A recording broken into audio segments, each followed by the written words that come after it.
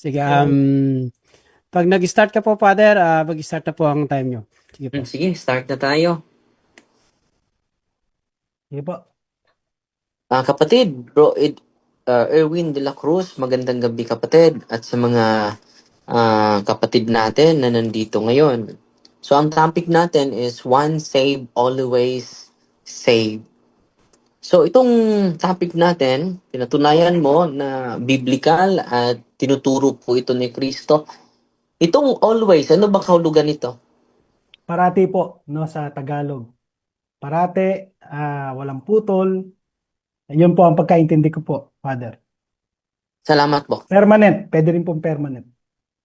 Ginagamit mo po ang John chapter 3 verse 16. Whoever believes in him should not perish but have eternal life. So, kung hindi siya always, yung believe niya ay hindi always, maliligtas pa ba siya? Opo. Opo, ang sagot ko po, Father. Ito po ang paliwanag ko. I have 1 minute. Okay? Ang sabi po ng Biblia, Philippians 1:29, no? Yung faith natin ay gift from God. Ephesians 2:8-9, sinasabi rin doon, faith kasama sa grace and salvation, gift from God. So ang pananampalataya po ng Kristiyano, galing din po sa Diyos, hindi po natin kaya i-manufacture yon sa sarili natin bilang mga makasalanan. Okay? Ngayon, dahil nga po na dito pa tayo sa corrupted flesh, sabi nga ni Apostol Juan, no? Kung sino man magsabing hindi na siya nagkakasala, sinungaling siya, no? Minsan po talaga hindi tayo 100% yung faith natin, pero hindi po tayo binibitawan ng Panginoon. Patuloy niya po tayong hinahawakan. Patuloy niya pong binabalik sa atin ang faith, binibigay ang repentance. Hindi po tayo maaagaw ninuman sa kanyang mga kamay. Sa kanya po nanggagaling ang faith, hindi po sa ating mga sarili. Yun po ang sagot ko, Father. Thank you po. So, saan mababasa sa Biblia kung hindi always na mananampalataya siya ay maligtas pa rin? Saan Wala po. particular talata yun, bro? Dahil Ah, yun ang yung explanation mo sa specific na talata. Pero believes is always. Yung topic natin is one save is always save. So dapat ang talata may always. So sabi mo, kahit hindi always na may pananampalataya siya, maligtas pa rin. Saan yun banda bro sa banal na kasulatan? Wala pong ganyan na verbatim kagaya po ng sinasabi niyo, Father, kasi yan po ay inyo na pong salita yan eh. No? Galing yan Pero sa iyo, bro. teka lang po, I have 1 minute, Oh. Father. Okay. Pero, Father, meron pong talata na ang inevitable conclusion ay tayo po ay parating saved. Ano po yun? No? Ang sabi po ng Panginoon sa John 10:27-30, my sheep hear my voice, I know them and they follow me, I give them eternal life and they will never perish. No one can snatch them out of my hands and of the Father's hand. No one.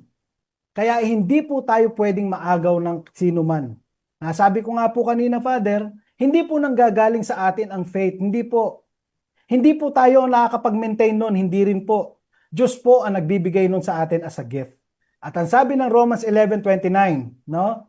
For the gifts and the calling of God are irrevocable. Irrevocable. Next question, bro. Next question. Yun po ang sagot ko. Thank you. John chapter, susundan kita bro. John chapter 10, ano yung talata mo? 27-30 po, Father. 27-30. Basahin natin bro And then, dito ako magpatuloy na those who hears and believes Apo. shall have eternal life, di ba? Yes, Father. Yes po. Kahit hindi always siya makinig, kahit hindi siya always manampalataya, maliligtas pa rin siya. Hindi po kasi ganun ang meaning nun, Father. Kundi, ang meaning po nun, siya po ay sheep, kaya po siya nakikinig.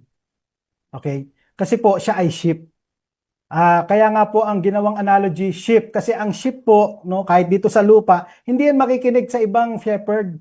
Doon lang sa kanyang shepherd siya makikinig. Okay? Ganun din po ang mga pinili before the foundation of the world. Pag tinawag sila ng ebanghelyo, ni-regenerate sila ng Holy Spirit, sila po ay mananampalataya sapagkat ibibigay din sa kanila ng Diyos ang pananampalataya. Kaya po sila makikinig. Pero kung hindi po sila i-regenerate, hindi po sila i-born again, John 3:3 says, Unless one is born again, he cannot see the kingdom of God. Hindi niya po makikita ang Panginoong Jesucristo. Hindi niya maririnig ang Panginoong Jesucristo. Dahil Bro siya Erwin, po ay objection, babagsak at Mr. babagsak. Moderator. Okay po sa time. Yung tanong ko ay kung hindi siya makikinig, hindi always, ang topic natin is always saved. Once saved is always saved. So, sa talata mo, parang makonect itong topic natin, kung hindi siya always, yan ang topic natin. Kung hindi siya always makinig, kung hindi siya always mananampalataya, masave pa ba siya? Opo, Yes sinagot or ko no? nga.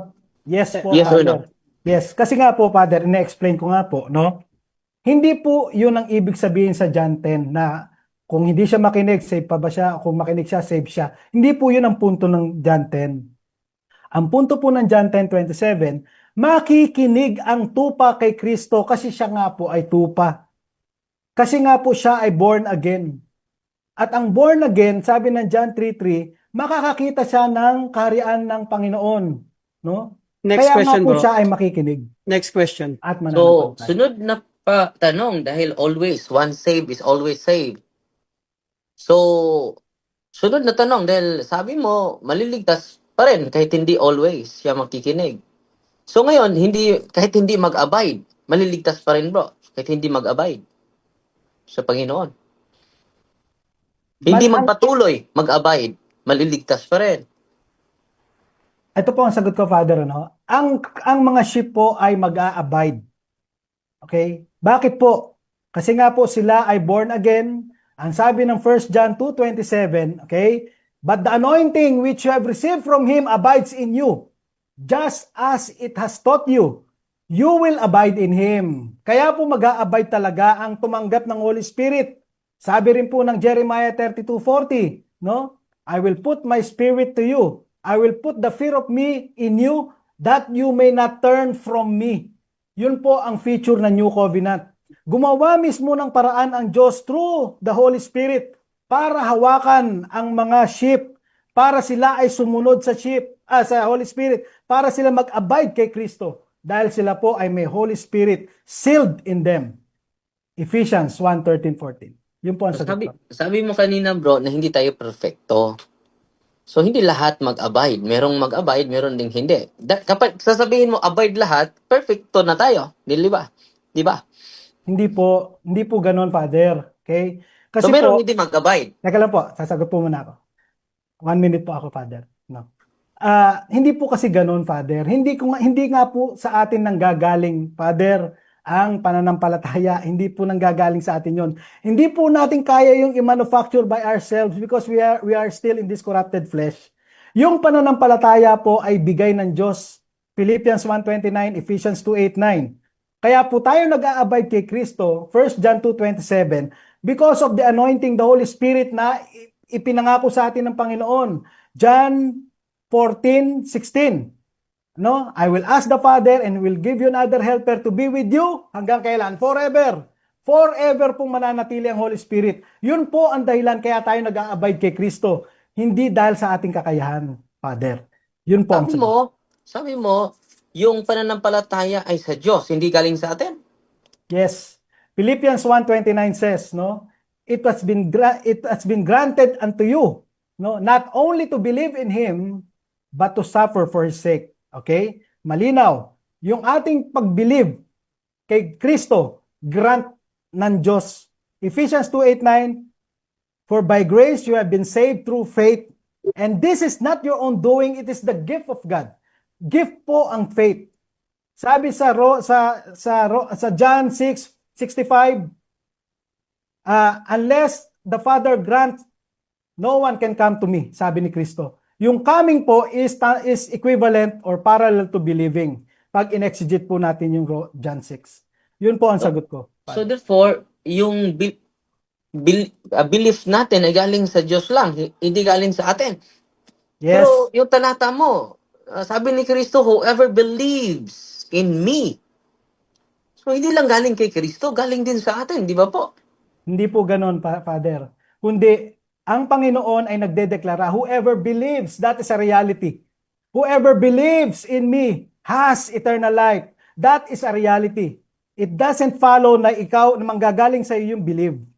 That is a reality. That is a declaration of fact. Kaya pero ang sabi ng Biblia, ang ating pananampalataya ay galing sa Diyos. Kaya nga po, salvation is of the Lord. Wala po tayong contribution, Father. Hindi po tayo naghahawak ng ating salvation. Kung tayo po ang maghahawak noon, siguradong maiwawala po natin yun dahil tayo po ay nasa corrupted flesh pa. Naglalaban pa po sa ating spiritual na kalagayan, sa ating spiritual life. Romans 7. Sunod na tanong. Sabi ni Apostle San Pablo na let us work for our salvation. So, sangayon ka ba diyan sa sinabi ni San Pablo? Opo, Father, sang-ayon na sang-ayon po ako. Pero hindi po yan nagtuturo na trabahuhin nyo ang kaligtasan nyo. Hindi po gano'n ibig sabihin. Pag binasa nyo po yan sa ang salita ng Diyos, sabihin nun, ipamuhay ninyo ang kaligtasang tinanggap ninyo. Yun po ang ibig sabihin ng workout. Para nagwa-workout ng muscle. Okay? Nandiyan na po yung muscle. Pero wino-workout natin. Nagwa-workout tayo. Pinapalaki natin siya. Yun din po ang pagiging saved. Ipinamumuhay po natin, ine-exhort tayo ng Apostol Pablo, ipamuhay ninyo ang inyong kaligtasang tinanggap. Yun po ang ibig sabihin nun. Hindi po para pagtrabahuhan natin ang kaligtasan, hindi po yun ang ibig sabihin nun, Father. Salamat. So, mali na si San Pablo nito. Work out your own salvation with fear and trembling. Philippians chapter 12 verse 13. Ay, hindi Sino ang po. paniniwalaan namin? Ikaw sa San Pablo? Si San Pablo po, actually hindi po siya mali, kayo po ang mali. I'm sorry po, Father. I'm sorry to say that, pero that is the reality. Bakit? Yung sabi ko nga po kanina, yung workout, hindi po work for. Magkaiba po yung workout sa work for. Yung workout, sabi nga po sa ang salita ng Diyos, ang ganda nga ng salin doon ipamuhay ninyo ang kaligtasang tinanggap ninyo. Sa ibang salin noon, no? Ano ba sabi? Yung ipamuhay ninyo ang inyong sariling pagkaligtas. Pagkaligtas. Ano ba ibig sabihin ng pagkaligtas? Tapos ka ng maligtas. Parang ganito, Father, para masama natin. Maghugas ka ng plato pagkakain mo. Di ba? Maghugas ka ng plato pagkatapos mong kumain. Ligtas, ganun din po dito. Pagkaligtas, ligtas ka na. Kaya ka nga nagwo-workout dahil ligtas ka na. Yun po ang ibig sabihin ng Father. Saan mababasa sa Biblia na yung sinabi mo, don't work out your salvation? Saan yun? Ay wala po kasi kokontrahin niya naman po yung sasabihin niya sa Philippians 2:12. Di po ba? Hindi po pwedeng ganun, no? Ang dapat po natin gawin, unawain na mabuti yung talata, no? Sabi po doon, work out, hindi po work for. Kahit po pag-aralan yung mabuti yan, Father, kung ano ibig sabihin ng workout versus work for. Hindi po work for ang nakasulat, workout. Pag tinignan niyo po sa verse 13, ano po ang sabi? For it is God who works in you both to will and to work for His good pleasure. Kasi Diyos din po pala ang nagwo-work sa atin, kaya tayo nagwo-work. Kaya nga po Ephesians 2:10, ang sabi ng Panginoon, for we are His workmanship, created in Christ Jesus for good works, which God prepared beforehand that we should walk in them. Hinanda po yun ng Diyos para ating lakaran. Yun po ang mga gagawin ng mga tupa na pinili niya before the foundation of the world. Mga ligtas. So, ngayon, sunod na tanong. Sabi mo na hindi kailangan ng cooperation natin. Pero bakit sa Mateo 7:21, not everyone who says to Sorry po, me, hindi ko po narinig, Father. Ano po yung Mateo chapter 7 verse 21. okay. Sige po. Not everyone who says to me, Lord, Lord, shall enter the kingdom of heaven, but he who does the will of my Father who is in heaven. So, ang tanong bro, no? Bakit hindi sila naligtas? Nanampalataya naman sila sa Panginoon. Hindi po, Father. Bakit Hindi po. hindi sila naligtas na may pananampalataya naman sila sa Panginoon? Okay. Ang sagot ko po ito, Father. Hindi po ako naniniwalang nanampalataya sila. Iba po yung nagsasabi ng Lord, Lord sa sumasampalataya. Meron po mga tao nagpo-profess, Lord, Lord, pero hindi naman po sila sumasampalataya. Yun po ay mga false prophets. Nandun na rin po sa taas sa verse 15. False prophets po ang pinag-uusapan doon. Yun po ang pinatutungkulan ng verse 21. Na yung mga yon, mga lawless, Makikita daw sila sa fruits kasi nga wala silang bunga, false prophet sila eh. Nagsasabi lang sila, Lord, Lord, hindi ba kami gumawa ng himala sa iyong pangalan? Pero ano sabi ng Panginoon sa kanila, Father? I never knew you. I never knew you. Hindi po sinabing, I don't know you anymore. Hindi ganun eh. I never. Bakit? Kilala po ng Diyos ang kanyang tupa. John 10:27, My sheep hear my voice, I know them.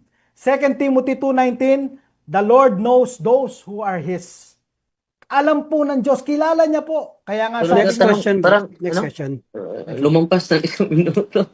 So, sunod na tanong, kapatid. Therefore, itong sinasabi mo na once saved is always saved, ay hindi to contradictory ito sa Matthew chapter 7:57. Nakagawa nga sila ng milagro eh. hindi po. Hindi pa ako tapos. Nag-proclaim sila sa salita ng Diyos. So, higit pa ito na nanampalataya eh. So, ang tanong, therefore, itong once saved is always saved. Contrary po ito sa Matthew chapter 7 verse 21. Di ba po? Hindi po, Father, never. Kasi nga po, ang tinutukoy po ng Matthew 7 ay false prophets. Nandun po sa verse 15 sa taas. Nagsasabi nga sila ng Lord, Lord, gumawa kami ng himala sa inyong pangalan, pero hindi po totoo yun. Kasi nga po, false prophets sila. Kaya nga po sabi ng Panginoon sa kanila, I never knew you. Okay? So, ang totoo po, kilala ng Diyos ang Kanya. Kilala niya ang Kanyang tupa. John 10:27, My sheep hear my voice, I know them. Kilala po ng Diyos ang Kanyang tupa. Ito pong mga false prophets na nagsasabi lang na Lord, Lord, gumawa kami ng himala sa inyong pangalan, nagsisinungaling po yun. Kasi hindi naman po talaga sila sumasampalataya. Sila po ay false prophets. Wala po silang Saan mabasa sa talatang iyan, hindi sila sumasampalataya? implied po, Father. Kasi Walang nga po, mabasa. So, wala walang mababasa. wala po mababasa, implied. Wala. Bakit Next po? question na, bro. Bro, next question. Wala. Hindi, Wala kang sagot. Nagtanong na po siya eh. Oo, kasi sagot ko na po. sa rule natin, kung walang categorical, pause ko lang time, moderator ha, kung walang categorical o hindi categorical question, walang sagot, kaagad, wala na paliwanagan bro. Next May question na bro. categorical po ba doon, Mr. Moderator? Hindi. Sabi dito, kung walang sagot sa categorical o hindi categorical, next question. Hindi So, po, hindi kung hindi po categorical, dapat ko pong sagutin talaga 'yon. Kasi hindi may po. mga tanong na hindi categorical. Nag-agree po kasi kayo sa rule number 3. Baka na-misinterpret niyo lang po 'yan.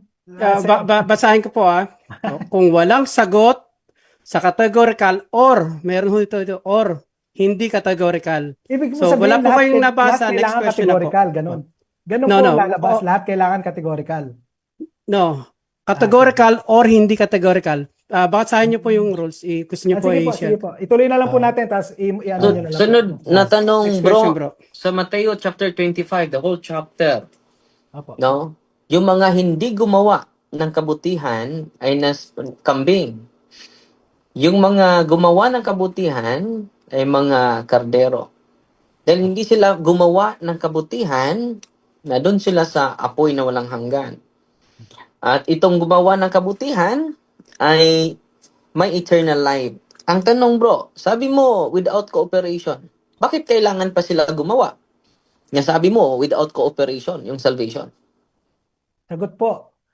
Kasi po, Father, hindi naman po nire-require yung gawa sa salvation. Hindi, kagaya ng pagka-frame ng tanong nyo, parang ang implication nun, kailangan requirement ang gawa sa salvation. Hindi po ganun ang tinuturo ng Matthew 25. Kagaya nga po ng pagka-explain ko, sila po ay mga tupa, nag-inherit. Yung nag-inherit po sila dahil sila po ay anak. At sila po ay pinili na before the foundation of the world, Ephesians 1. Kaya naman sila gumagawa ng good works dahil po sila ay sumasampalataya. Sila po ay tupa. Bunga po ng pananampalataya nila yon. Yung mga hindi naman po sumasampalataya, wala talagang fruits yun. Pero minsan may gawa sila pero it cannot please God because wala silang faith. Without Saan faith, it is impossible mababasa? to please God. Bro, saan mabasa sa Matthew 25 na wala silang faith? Na Ayun nga tinatawag, saan mababasa na wala silang pananampalataya? Sa'yo lang ba yan or nandyan yan sa Matthew chapter 25? Clarification po, Mr. Moderator. Sige. Anong Ano clarification? po doon ang tinatanong ni Father? Para lang po malinaw, no? Matthew Kasi po, 25, implied naman. Yung sabi goat, mo, yung goat po ba?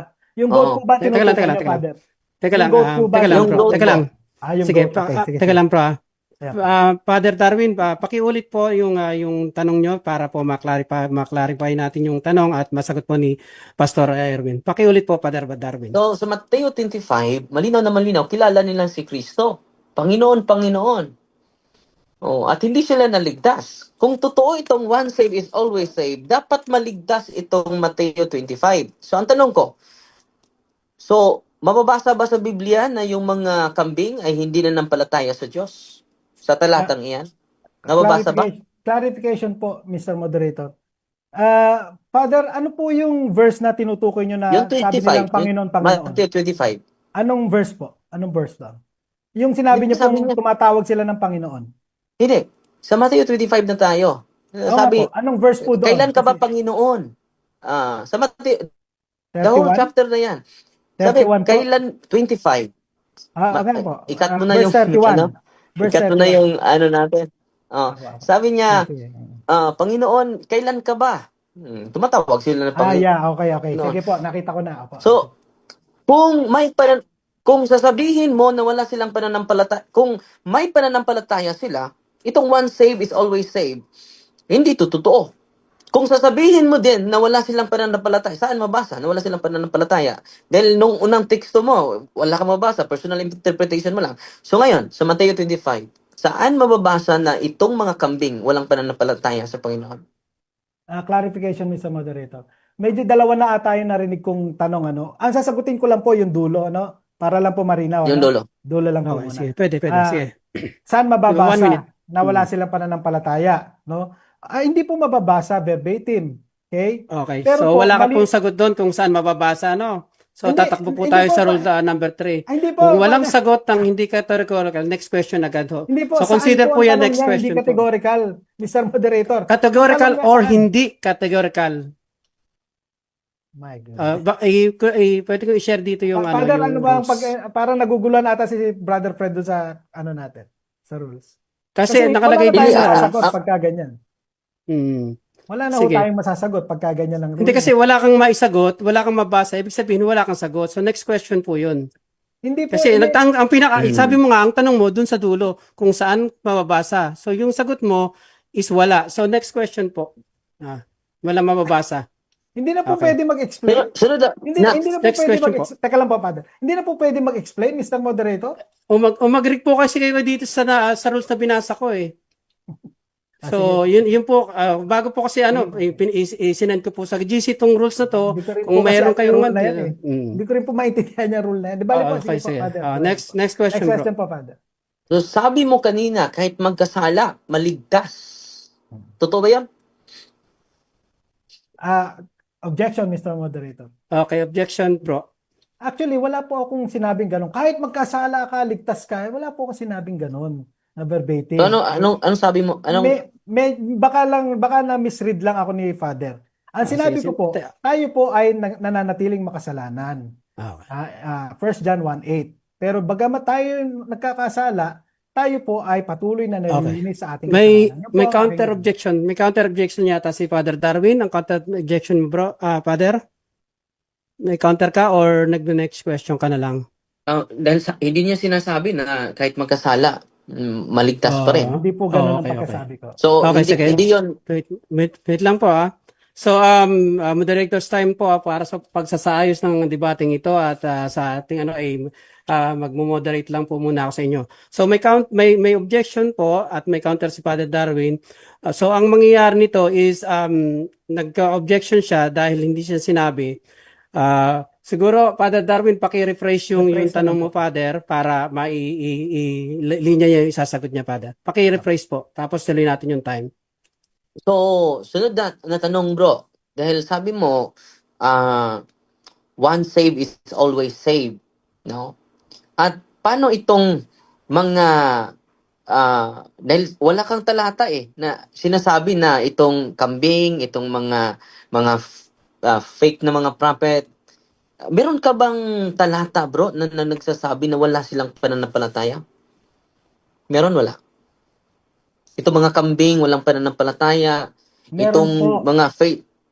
Meron po, Father. Meron pala. Po. Pero, hindi po verbatim kagaya ng sinasabi nyo na yan. Kundi, sabi ko nga po kanina sa Matthew 7, kung uunawain natin mabuti, sila po ay false prophets. Paano po magkakaroon ng pananampalataya ang false prophets? False prophets nga po sila. So, yun po ay definitely the logical conclusion of the verse. Kaya nga po sila, so nagsasalita lang sila ng Lord, Lord. Pero totoo, false prophet sila. Kaya sabi ng Panginoon sa kanila na nakakabasa ng puso ng tao, I never knew you. Kasi alam ng Panginoon na wala silang pananampalataya.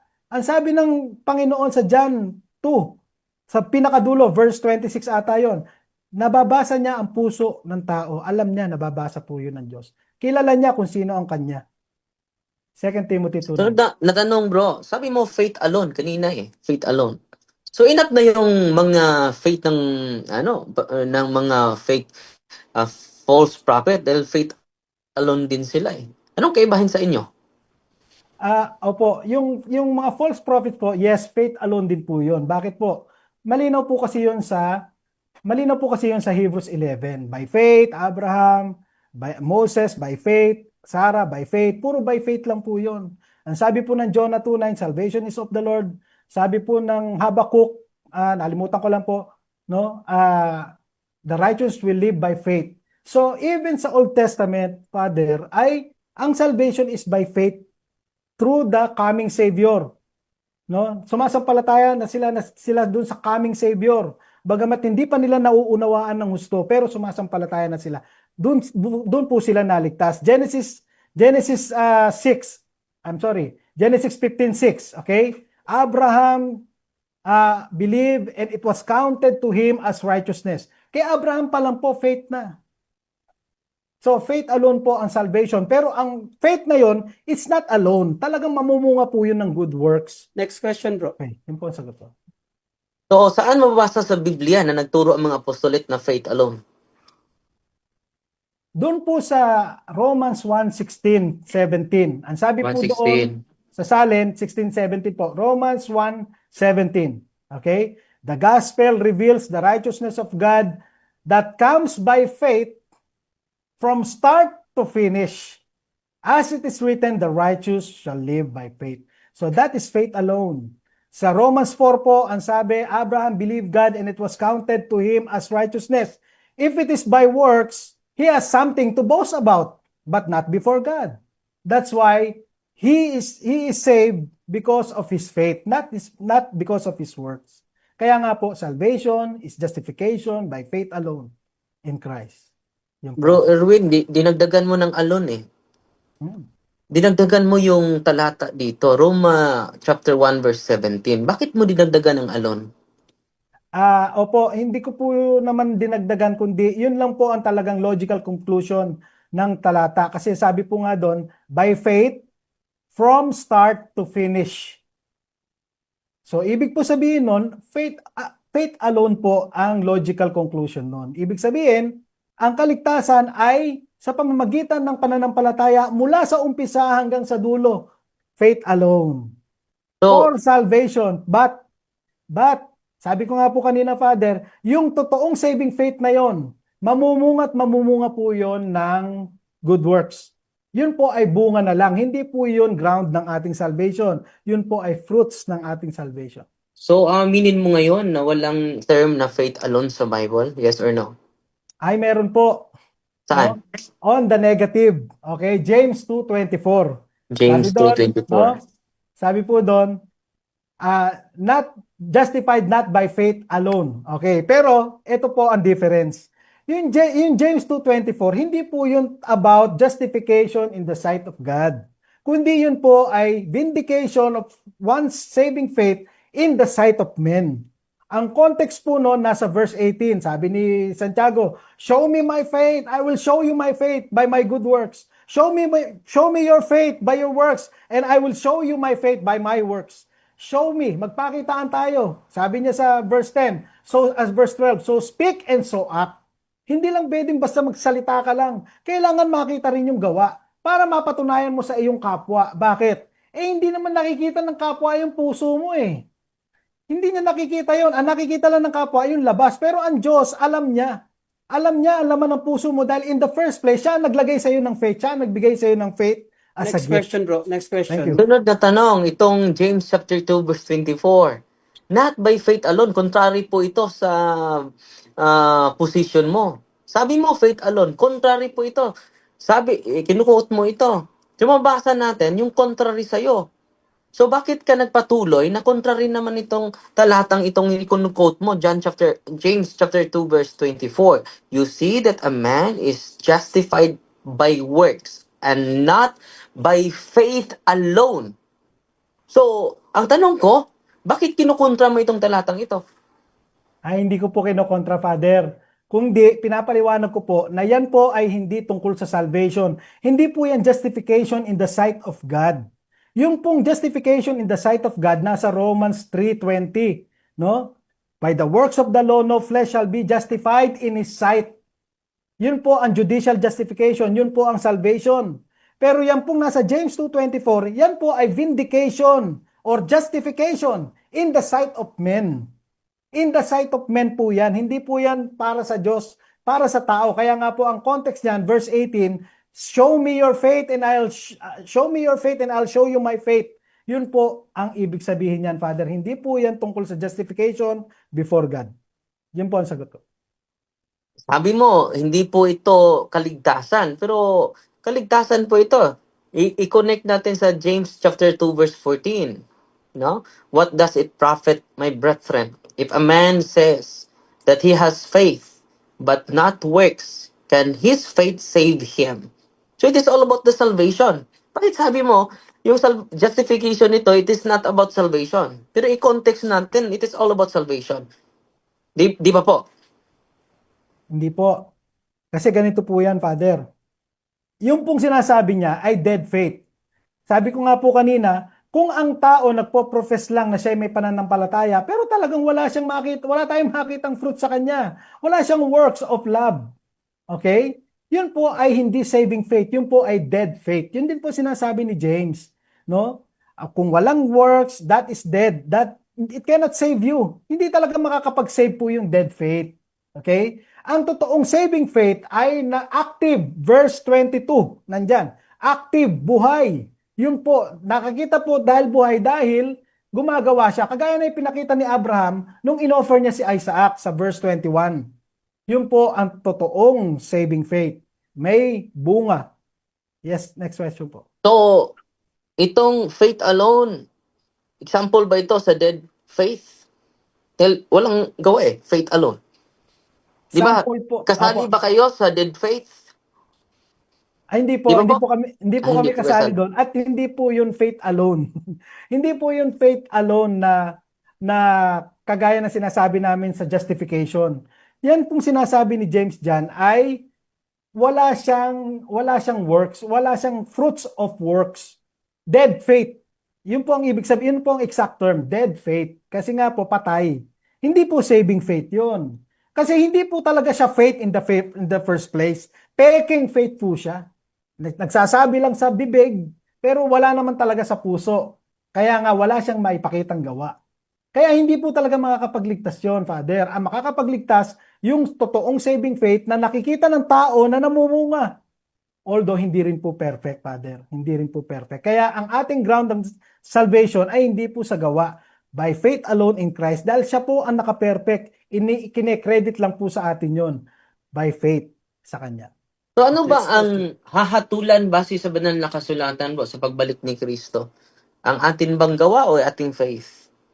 Base sa Biblia. Base po sa Biblia, ang hatol po para sa mga Kristiyano ay judgment seat of Christ. Yung ating pong mga gawa na ginawa sa laman. Upang tayo po ay bigyan nga po ng reward, Father. Hindi po para tayo i-condemn. Kasi nga po, sabi ko nga po sa presentation, yung ating pong mga service sa Panginoon, meron po yung kaakibat na reward pagdating niya. Pero hindi po yun pareho sa eternal life. Ang eternal life po, malinaw. Ephesians 2:8-9, Titus 3:5, 2 Timothy 1:9, wala pong kasamang works. Only by faith. Okay? So, magkaiba So, po ang eternal life sa reward. sunod, kung hindi siya mag-endure, maliligtas ba siya? Yes or no?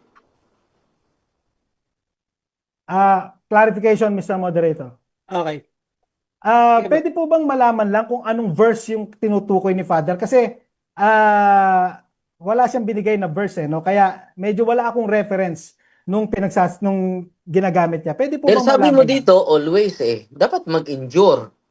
Wala po No? kayong verse na Once saved, gagamitin, Father. once saved, always saved. So kahit hindi siya mag-endure, maligtas pa rin. Mr. Moderator, can you Nalito ako sa rule that out? sa topic mo Teka lang, teka lang, teka lang. Teka lang, teka Ah, lang, teka lang po ha. Ina-clarify ko lang Mag-moderate po lang kung po. may verse ba siya Okay. o wala. Kung So, wala, sasagutin ko na po. so nagtatanong siya bro, dun sa topic bro. So wala siyang Sa topic sinabi ko dun eh. sa verse. Sige, Oh, sige. wala Once po sa saved, topic. Okay, okay. At least is klaro lang po always. kasi gusto kong Oh, sagutin ng tama. Okay, wait sige lang. po, Once Father, saved, pakiulit po. always saved.